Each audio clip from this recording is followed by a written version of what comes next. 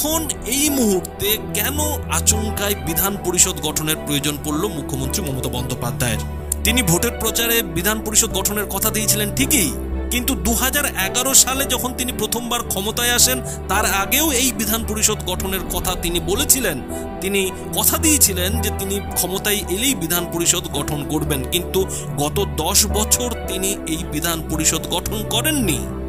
কিন্তু এবার তিনি ভোট প্রচারে যখন বললেন যে বিধান পরিষদ তিনি গঠন করবেন ক্ষমতায় এলে, এবং তৃতীয়বার ক্ষমতায় আসতেই তিনি বিধানসভার প্রথম অধিবেশনের দ্বিতীয় দিনেই এই বিধান পরিষদ গঠনের প্রস্তাব পাশ করিয়ে নিলেন।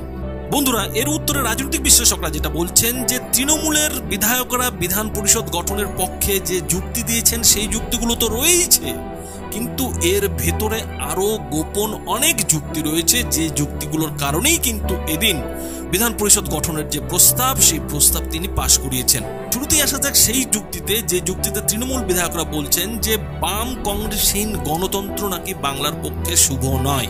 এই যুক্তির পাল্টা যুক্তিতে অনেকেই যেটা বলছেন যে বাম কংগ্রেস যে একেবারেই এবার বিধানসভায় নেই, পার্টি হিসেবে ধরলে হয়তো সেটা সত্যি এবার বাম কিংবা কংগ্রেসের কোনো বিধায়ক হয়তো বিধানসভায় নেই, কিন্তু এটাও ভুলে গেলে চলবে না যে কংগ্রেস এবং বামপন্থীরা এবার কিন্তু আব্বাস সিদ্দিকীর আইএসএফ এর সঙ্গে জোট করে সংযুক্ত মোর্চা হিসেবে ভোটে লড়েছিল, এবং সেই সংযুক্ত মোর্চার একজন প্রার্থী কিন্তু এই বিধানসভায় রয়েছেন, এবং সেই বিধায়ক নওশাদ সিদ্দিকী কিন্তু এদিন বলেছেন যে তিনি বিধান পরিষদ গঠনের পক্ষে নন।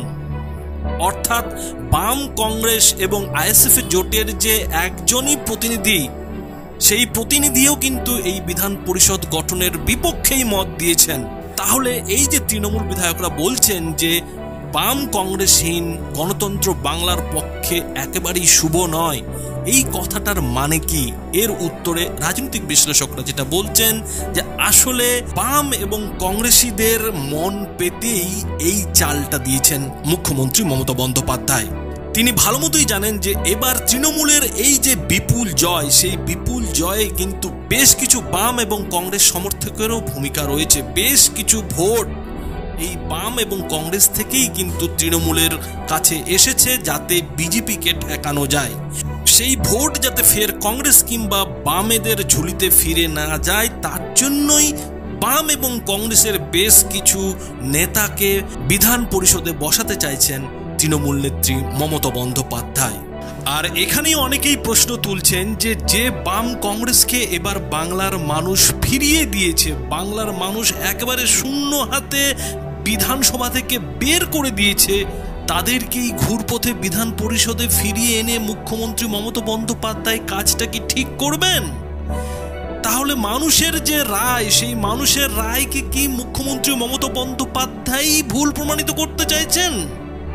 বিধান পরিষদ গঠনের দ্বিতীয় যুক্তি হিসেবে তৃণমূল বিধায়করা যে যুক্তিটা দিচ্ছেন যে কেন্দ্রে যেহেতু লোকসভা এবং রাজ্যসভা রয়েছে, সুতরাং রাজ্যের ক্ষেত্রেও বিধানসভা এবং বিধান পরিষদ থাকা উচিত, বিধান পরিষদ ছাড়া রাজ্য অসম্পূর্ণ।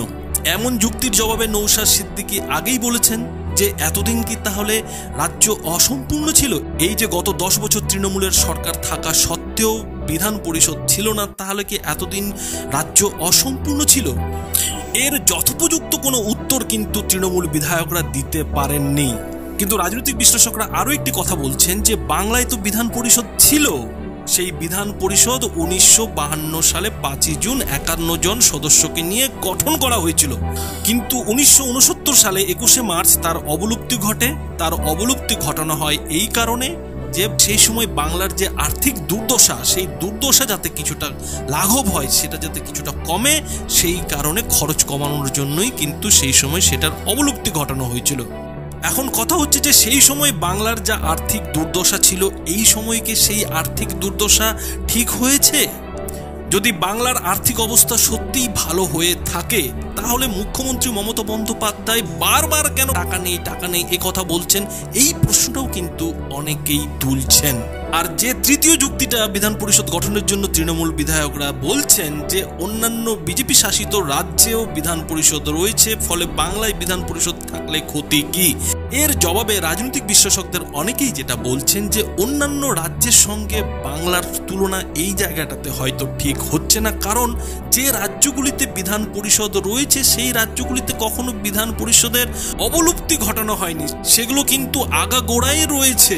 কিন্তু মানুষের মনে আরও একটি যে প্রশ্ন মাথাচাড়া দিচ্ছে, সেই প্রশ্নটি হলো যে মুখ্যমন্ত্রী মমতা বন্দ্যোপাধ্যায় তার ভোট প্রচারে বিধান পরিষদ গঠনের কথা দিয়েছিলেন বলে তিনি হয়তো বিধান পরিষদ গঠন করার প্রস্তাবও পাশ করিয়ে ফেললেন, কিন্তু তিনি তার সেই ভোট প্রচারেই বাংলার শিল্পায়নেরও কথা বলেছিলেন।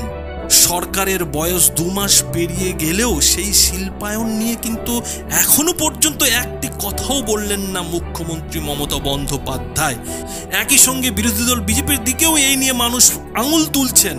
অনেকেই প্রশ্ন তুলছেন যে বিরোধী দল বিজেপি ভোট পরবর্তী হিংসা নিয়ে হয়তো সরব হচ্ছেন, লাগাতার শাসক দল তৃণমূলের সঙ্গে লড়াই চালিয়ে যাচ্ছে, কিন্তু বিরোধী দল বিজেপিও ভোট প্রচারে এই শিল্পায়নের কথা বলেছিল, বাংলার বেকারদের কর্মসংস্থানের কথা বলেছিল, কিন্তু এখনো পর্যন্ত বিজেপির তরফেও এ নিয়ে তেমন কিন্তু কোনো আওয়াজ তুলতে দেখা যায়নি। ফলে এই করোনা পরিস্থিতিতে কাজ হারানো মানুষ যেটা প্রশ্ন তুলছেন, যেটা জানতে চাইছেন যে এই পরিস্থিতিতে বিধান পরিষদ গঠন করা আগে উচিত নাকি মানুষের কর্মসংস্থানের দিকটি সরকারের আগে ভাবা উচিত। বন্ধুরা, এই বিষয়ে আপনাদের মতামত কি? আপনাদের মতামত অবশ্যই এই ভিডিওটি নিচে কমেন্ট বক্সে লিখে জানাবেন।